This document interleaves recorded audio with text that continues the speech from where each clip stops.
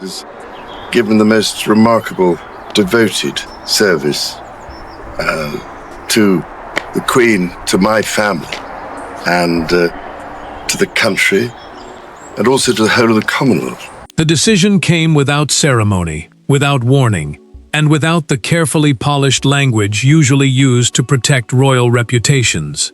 King Charles had reviewed the final audit, closed the folder, and issued an order that stunned everyone inside the palace. Queen Camilla's newly created charitable foundation was to cease operations immediately. Its accounts were frozen, its planned launch was cancelled, and every royal connection attached to it was placed under urgent review. Before we go deeper into what this really means for the royal family, make sure to subscribe so you don't miss a single update. Charles did not move. He read the audit summary once, then again, as if repetition might change the figures. The internal audit, a formal examination of how money had been received, approved, and spent, showed unexplained transfers, weak expense records, and charitable funds, routed through accounts linked to outside consultants. Money promised to community programs had instead been swallowed by administration, private events, and advisory fees. The king understood why this could not be treated as a minor failure. Camilla's foundation had been built as her independent legacy, a network meant to carry her influence beyond ceremonial duties. Its royal branding, meaning the official use of the monarchy's name and reputation, had encouraged donors to trust it. Every damaged account, therefore, threatened the crown's credibility. Camilla entered expecting delay, not destruction. She expected a discussion about postponing the launch, and arrived prepared to defend it. Instead, he placed the file between them. She looked at the folder, then at him, waiting for words that never came. "There will be no launch," Charles said. Her fingers tightened around the back of a chair. She asked whether the trustees had been informed. Trustees are the people legally responsible for protecting a charity's money and purpose, and the answer told her how far the decision had gone. Bank access was suspended. The royal name was withdrawn. Staff had been ordered not to contact donors while investigators examined every transaction. Camilla's shock deepened when the king mentioned one advisor. The same name appeared beside several questionable payments, each tied to her private circle. Charles recognized it immediately. That recognition carried its own accusation. Warnings may have reached the palace months earlier, and someone may have chosen silence. She released the chair and walked toward the door without looking back. The monarch removed his glasses and set them beside the untouched file. Neither spoke when the door closed, but Charles knew the truth. He had not only cancelled a foundation, he had broken trust with his wife, and the next revelation would show how much of Camilla's identity had been buried inside the project he had destroyed. For Camilla, the foundation was never simply another royal charity. It was meant to prove that she could build something lasting in her own name, separate from the king's patronages and beyond the shadow of those who had come before her. For Charles, however, the project had become a test of judgment. The deeper the accounts were examined, the more he was forced to choose between protecting his wife and protecting the crown. Camilla had poured months into the project. She selected causes, met organizers, approved programs, and spoke passionately about literacy, domestic support, and struggling rural communities. The foundation was supposed to become her lasting contribution, not another temporary royal campaign. A royal patronage was official support given by a senior member of the family to a cause or organization, but this project was meant to go further. It would belong to her identity. Charles had believed in that ambition. He supported the foundation because it gave his wife a serious public role, while younger royals took on more duties across the monarchy. He had been told the accounts were controlled, the spending was secure, and every major payment had been properly reviewed. Now those promises felt like a personal betrayal. Camilla sat alone with her senior aide and demanded the truth. She asked for the exact amount being examined. The aide hesitated, then spoke the figure quietly. Her eyes dropped. She removed a ring from her finger and placed it on the table, as though its weight had suddenly become unbearable. "How did this happen without me knowing?" she asked. The aide admitted that several spending decisions had never been shown to her directly. Consultants had approved expenses, moved funds, and used her authority to make those choices appear protected. Camilla stared at the woman across from her, struggling to understand how her name had become permission for actions she had never seen. The humiliation cut deeper because someone else had already warned them. William had questioned the foundation's unusually high operating costs during a private family briefing. The Prince of Wales had asked why so much money was being spent before the charity had even launched. His concerns were dismissed as excessive caution. Yet the future king had not forgotten them. Charles now wanted answers. He requested a private meeting with his son, knowing the conversation could expose who ignored the warning and why. William waited outside the king's office, silently rehearsing his words. He did not want to sound satisfied. He did not want Camilla to believe he had been waiting for her failure. But the queen had already learned that he knew. The foundation's collapse had wounded pride and divided the family. Yet the true source of the crisis reached back to one private dinner, one unanswered question, and one moment everyone would later recognize as the point of no return. The audit did not begin with a whistleblower arriving at the palace or a dramatic discovery inside a locked account. It began during a private fundraising dinner, when one donor asked a simple question that no one at Camilla's table could answer. Where, exactly, had the first major contribution been spent? The pause that followed lasted only seconds. Yet within the royal household, that silence became the moment everyone later recognized as the beginning of the end. Camilla had been told everything was under control. The foundation had expanded quickly, hiring consultants, arranging private events, and promising grants before its formal public launch. Internal controls the checks used to track, approve, and protect money were still incomplete. But polished reports kept arriving.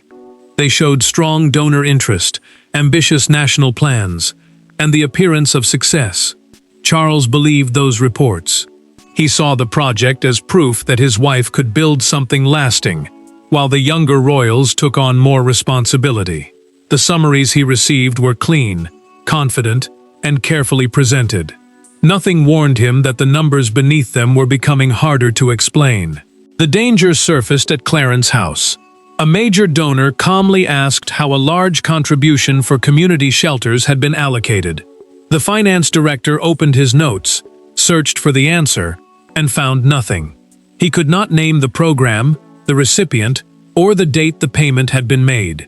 Camilla felt the room tighten around her. She redirected the conversation and promised that the information would be provided. But the question followed her long after the dinner ended. She found the director near a closed drawing room door and stopped him before he could leave. "Where did the money go?" she asked. The finance director looked down, adjusted his cuff, and replied, "It is being reconciled." Camilla's expression changed. She knew that phrase meant the money could not be clearly located. He promised to deliver the full records by morning, yet his voice carried no confidence, and she no longer trusted the reassurance. Charles learned of the exchange through a documented account prepared by his private secretary after speaking with the staff present. The king asked one question. Had the donor received an answer? No one responded. That silence told him more than any explanation could.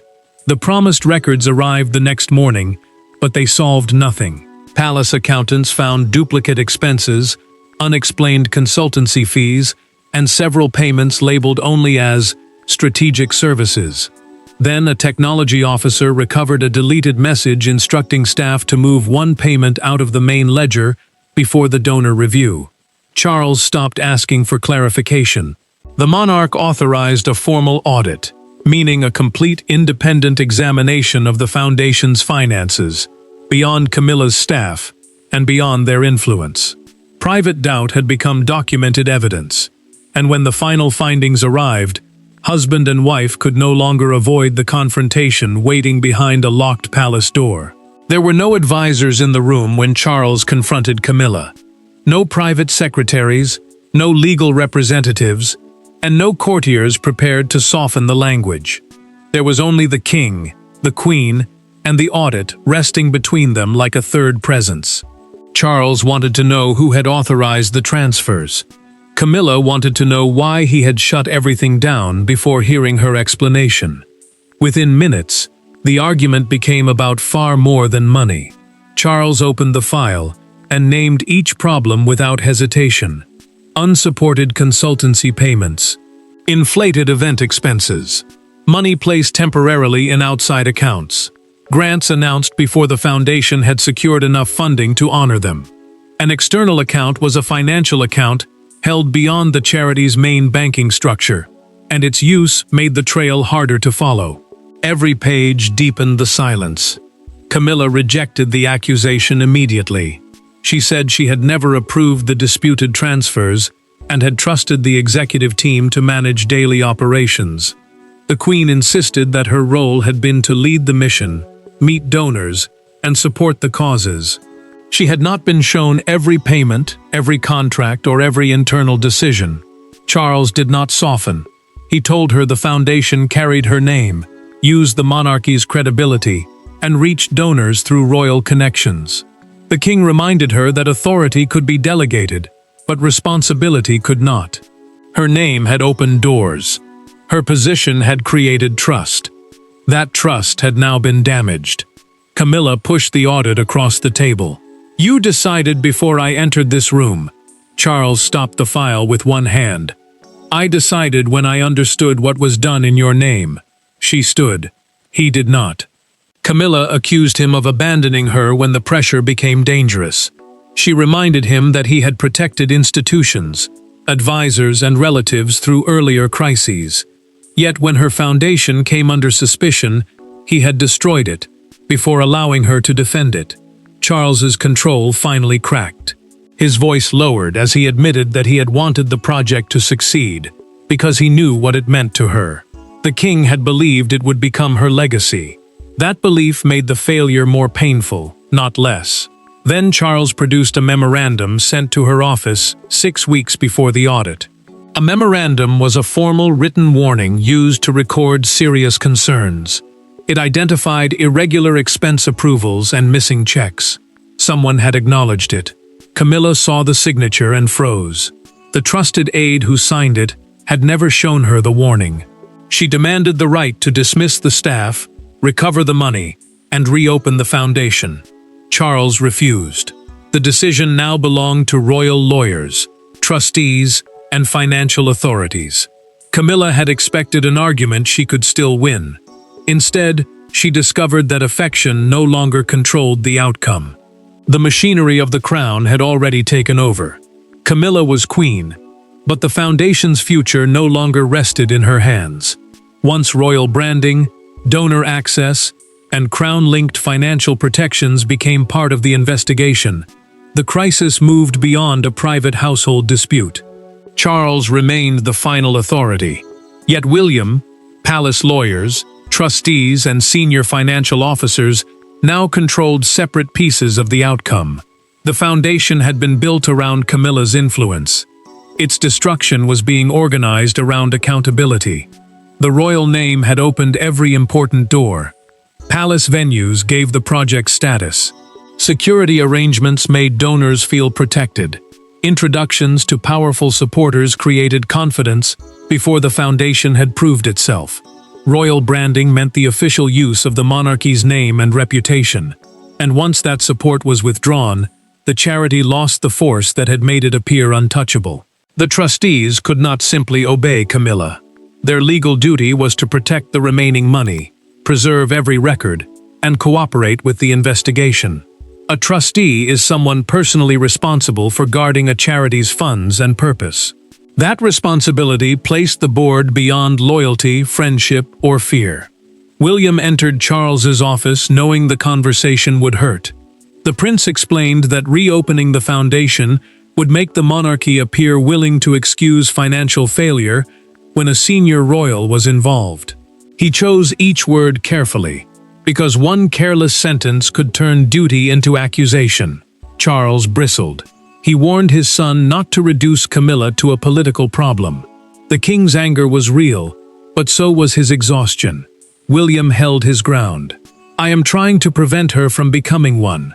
The answer silenced the room. Charles walked to the window and asked whether any path remained that could save the foundation. The prince paused before replying, "There may be a path that saves her. It is not the same thing." William felt no victory. He watched his father's shoulders sink and understood the cost of what he had said. The future king had defended the crown, but he had also forced Charles to choose duty over the woman beside him. Then the auditors found a second account. The reserve fund had been controlled through a separate administrative entity, meaning an outside body used to handle money and contracts. The funds were still traceable, but the account had never appeared in reports shown to the trustees. That omission changed the entire scale of the inquiry. Charles responded without delay. He suspended every outside consultant connected to the foundation, including advisors who also worked with members of Camilla's family. The king then reviewed a draft public statement. He rejected it immediately because it blamed unnamed staff while protecting those in charge. The crown had chosen accountability over rescue, and as that choice moved toward public action, Camilla was about to learn how quickly royal influence could vanish.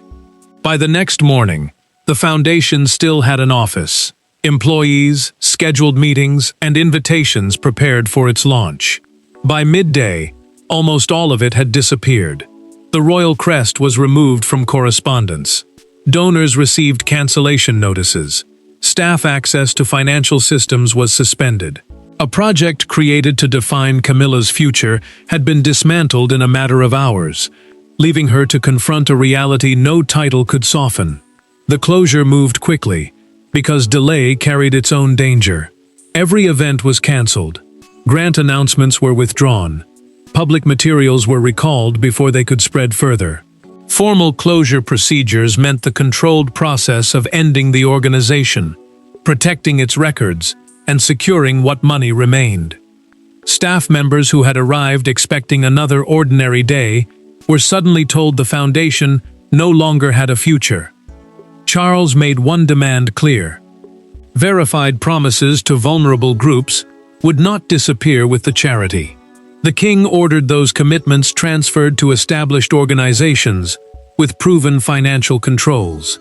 He knew the scandal would become worse if shelters, literacy programs, or rural communities lost support because the palace failed to act. Camilla entered the office and felt the full weight of what had happened. Folders carrying the foundation's emblem had been collected. The launch schedule had vanished. An employee was removing the nameplate from a cabinet when she arrived. The employee stopped and apologized. Camilla looked at the empty space and nodded once. "Finish what you were told to do."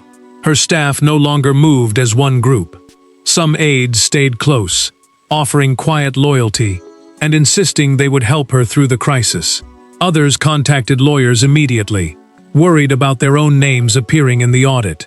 The Queen felt the division sharply. People who had once praised the foundation as her greatest achievement were now protecting themselves from it. Then the finance director resigned. He sent a brief written notice, refused Camilla's request for a private meeting, and offered no explanation beyond legal advice. His silence confirmed that the internal trust holding the project together had collapsed completely. A major donor followed with a harder demand. He requested the return of every unused pound and asked for a written account of each transaction linked to his contribution. The threat of repayment action meant the foundation could soon face claims from those who believed their money had been mishandled. Camilla sat alone with the unused launch speech in her hands. She did not read it. She folded the pages slowly, placed them inside a drawer, and closed it with both palms. Then she made one unexpected request. She did not ask Charles to reverse the closure. She asked to see him alone, not as queen and king, but as husband and wife. The foundation had vanished. The staff had scattered. Yet before the public verdict became permanent, one private conversation still remained. That evening, Camilla entered Charles's sitting room without an aide. A briefing note, or a request for the foundation to be restored. For the first time since the audit began, neither of them spoke as monarchs defending a position. They spoke as two people confronting betrayal, shame, and the cost of public duty. Camilla wanted him to believe she had not knowingly misused charitable money. Charles needed her to understand why innocence alone could not erase responsibility. Camilla spoke first. She accepted that the foundation could not reopen and said she would cooperate with investigators, trustees, and donors. Independent trustees were people placed beyond her personal control to protect the remaining money and ensure it reached the causes originally promised. Her words were calm, but the effort behind them was clear. Charles listened without interrupting. He told her the audit had not shown that she personally took money or ordered the disputed transfers. But the king also made the harder point. A project carrying her name had operated without proper control, and that failure could not be separated from her authority. Camilla lowered her eyes. She admitted she had ignored questions because she feared appearing uncertain. The queen had wanted the foundation to grow quickly, to become strong enough that no one could dismiss it as another temporary royal campaign. She had wanted success before doubt had time to catch up. "I wanted something that proved I belonged," she said, her voice trembling. Charles looked at her for a long moment. "Then let what you do next prove it." The words hurt, because they offered no easy forgiveness. The monarch then admitted his own failure. He had supported the rapid expansion because he wanted to give her a lasting legacy. He had demanded strict checks from other royal organizations. Yet he had trusted this one too quickly, because it mattered to her. Camilla reached into her handbag and removed a prepared defense. She had brought it to explain what others had done, what she had not known, and why she should be protected. Instead, she tore it once down the center and left the pieces on the table. She agreed that the final palace statement could name leadership failures. Dismissed employees would not carry all the blame. Charles then explained the path forward. Remaining funds would be placed under independent control. Questionable payments would be pursued. Verified money would be redirected to the shelters, literacy programs, and rural groups donors had intended to support. The king reached across and took her hand. Neither pretended that the gesture repaired what had been broken. Charles finally asked whether she would stand beside the decision publicly. Camilla paused. "I will not stand beside it," she said. "I will take responsibility for it." Their marriage had survived the private reckoning. Now the monarchy's judgment would unfold under headlines, cameras, and the unforgiving gaze of those whose trust had funded the foundation. The palace statement was released at 9 o'clock, and within minutes, Camilla's foundation dominated every broadcast and newspaper platform in the country. The announcement confirmed the permanent closure, the freezing of disputed funds, and an independent recovery process. Yet it was one sentence accepting failures of oversight that transformed the story. The monarchy was not denying the crisis. It was admitting that royal status had failed to guarantee royal standards. Charles had approved every word. The statement confirmed that he ordered the shutdown, that remaining charitable money was protected, and that Camilla would support the investigation. A restitution plan meant a formal process for recovering money and returning it to the causes donors had intended to help. That detail mattered, because the scandal was no longer only about reputation. It was about whether vulnerable people would still receive support. Broadcasters treated the decision as one of the strongest acts of financial accountability ever taken against a project connected to a serving queen. Camilla heard the phrase repeated again and again. She sat beside one trusted aide and watched commentators examine every line, every delay, and every failure. The Queen remained composed until her original foundation launch photograph appeared on screen. It showed the confidence with which the project had begun, and the contrast was brutal. She looked away, but the aide beside her said nothing. Charles faced fury from both directions. Some accused the king of humiliating his wife in public. Others argued that he had acted too slowly because warnings had appeared weeks before the closure. He had chosen accountability, yet even that choice could not protect him from judgment. Outside Buckingham Palace, a crowd gathered near a newsstand covered in front pages. The largest headline read, "The King closes her legacy." One woman lowered her newspaper and said, "The money belonged to the causes, not the palace." Her words spread across broadcasts because they captured the anger more clearly than any official statement. Then the mood shifted. A leading donor released a recorded interview confirming that the unused contribution would be transferred directly to the intended shelters. He welcomed the closure and said protecting beneficiaries mattered more than preserving the foundation's name.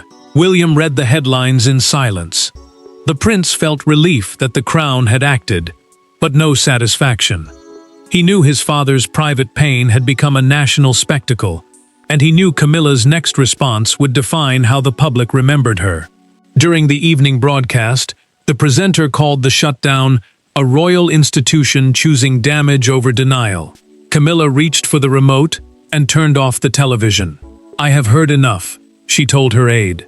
The public had delivered its anger, the palace had accepted the consequences, and the money was being reclaimed. Only the final verdict remained. Camilla's foundation did not reopen. Its royal name was permanently withdrawn, its disputed contracts were terminated, and its remaining funds were placed beyond her control. Yet the final outcome was not a simple tale of disgrace. It became a test of whether the monarchy could discipline itself when the failure reached the king's own household.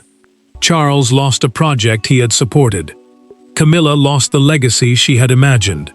The crown preserved something more difficult to recover: public trust. The organization was formally dissolved. Verified charitable money was transferred to independent groups, while disputed payments entered recovery proceedings, meaning a legal process used to trace and reclaim funds. The decision mattered because shelters, literacy programs, and rural communities had been promised support. Their needs could not be allowed to vanish with the foundation's name. Camilla received the final findings without protest. The investigation found no evidence that she had personally enriched herself, but it reached a painful conclusion. Her leadership had allowed weak oversight, excessive trust, and poor financial control to grow beneath a royal title. The Queen answered through a personal written statement released by the palace. She admitted that lending her name to the foundation had made her responsible for protecting every donation. She did not blame dismissed employees. She did not ask for sympathy. For the first time, she accepted the full weight of what had happened. Charles refused to restore the organization or soften the findings. The king understood that the decision had destroyed a project central to his wife's identity, but reversing it would have told the country that royal loyalty mattered more than public trust. Then the final financial report brought one measure of relief.